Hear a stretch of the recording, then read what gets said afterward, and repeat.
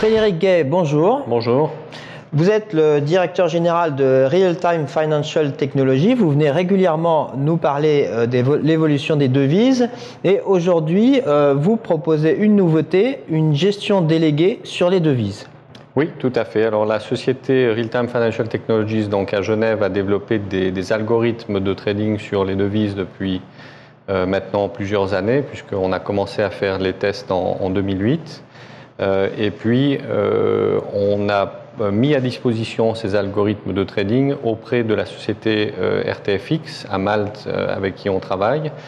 Et RTFX donc utilise ces algorithmes pour faire de la gestion. Et puis donc, comme vous pouvez le voir sur l'écran, nous avons pour l'instant depuis le début de l'année jusqu'à la fin août fait une performance nette pour clients de plus de 30%.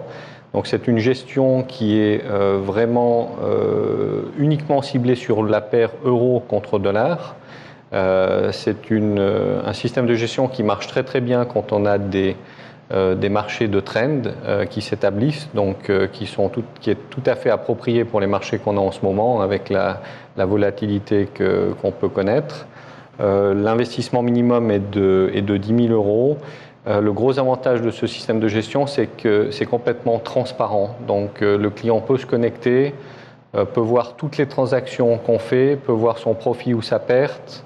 Il peut réclamer ses fonds sous les 24 heures. Donc c'est très flexible, très transparent, une très bonne performance. Et on peut voir, on a fait aussi une comparaison avec les autres benchmarks, les autres indices boursiers ou même l'or, on performe mieux que l'or. Et donc là, c'est la performance à fin août et au mois de septembre, on est pour l'instant à 10% de rendement. Donc très heureux de ce produit.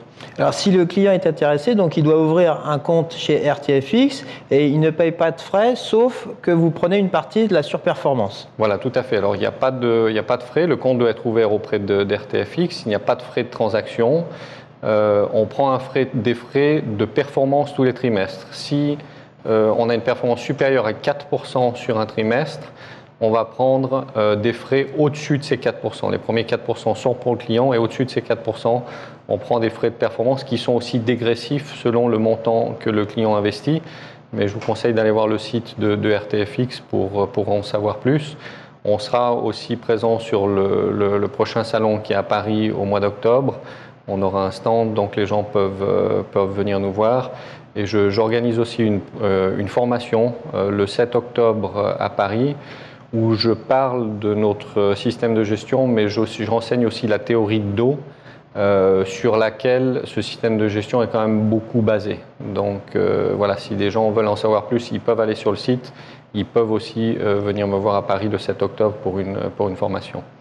Alors vous venez nous voir régulièrement. La dernière fois que vous êtes venu, c'était le 21 janvier et vous aviez prévu une baisse de l'euro contre dollar. C'est ce qui s'est produit jusqu'à 1,20 $ pour 1 euro. Aujourd'hui, on est remonté à 1,31. Qu'est-ce que vous en pensez ?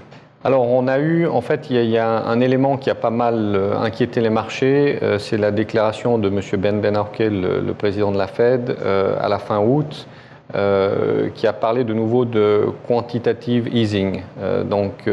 Comme les taux d'intérêt sont au plus bas aux États-Unis, la seule façon de rajouter un peu de liquidité dans le marché, c'est par l'intermédiaire de ces quantitative easing, racheter des obligations et des dettes pour ajouter de la liquidité dans le marché. Alors ça, c'est un signe que justement l'économie ne repart pas, ça inquiète beaucoup. On voit que le marché de l'immobilier aux États-Unis stagne, que le taux de chômage est toujours important. C'est la raison pour laquelle, à mon avis, on voit cette hausse de l'euro. Donc là, on est sur un trend en ce moment. Je pense qu'on peut très certainement aller vers les 1,34, 1,35. Donc à mon avis, il y a encore un peu de place. Comme on l'a vu en 2009, quand la Fed a commencé à faire ses quantitative easing, le dollar a pas mal souffert. Maintenant, le dollar peut vite redevenir aussi monnaie refuge, donc il faut faire attention et je pense qu'on peut revoir un euro plus bas après cette hausse éventuelle à 1,35. Donc on est dans une situation délicate parce qu'aussi en Europe, toujours des problèmes sur les dettes de certains pays. Donc il va de toute façon y avoir une volatilité accrue dans les mois à venir. Alors très récemment, le dollar a fait un plus bas de 15 ans par rapport au yen. La Banque centrale du Japon est intervenue. Le dollar est remonté face au yen. Qu'est-ce que vous en pensez? Alors pour l'instant, ça a l'air d'être efficace. Maintenant, c'est une intervention unilatérale. On voit que les Américains ne sont pas vraiment heureux de ça. On voit que les Européens aussi se plaignent. Il y a eu une réunion, on a entendu quelques voix qui se plaignaient de cette intervention. Je pense que comme les Suisses, et on va peut-être en parler dans 2 minutes, qui étaient intervenus beaucoup pour stopper la chute de l'euro contre le franc suisse, donc la hausse du franc suisse, ils étaient aussi intervenus seuls. Ils n'ont pas réussi à stopper cette hausse de l'euro. Là, à mon avis, c'est une hausse du dollar momentanée.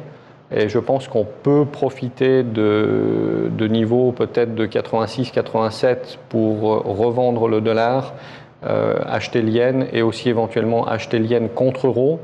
Le jour où le dollar revient un petit peu monnaie refuge, que l'euro va rebaisser contre dollar, je pense qu'on peut aussi voir un move sur l'euro-yen. Alors il y a une parité sur laquelle vous ne vous trompez jamais, c'est l'euro-franc suisse. On a fait un nouveau record sur le franc suisse. Là, on a baissé un peu. Qu'en est-il? Alors jusqu'à présent, il y a ce trend qui est établi très clairement, donc la hausse du franc suisse, l'économie suisse performe bien par rapport aux autres économies mondiales. Le franc suisse reste la monnaie refuge de référence quand on a tous ces problèmes avec l'or.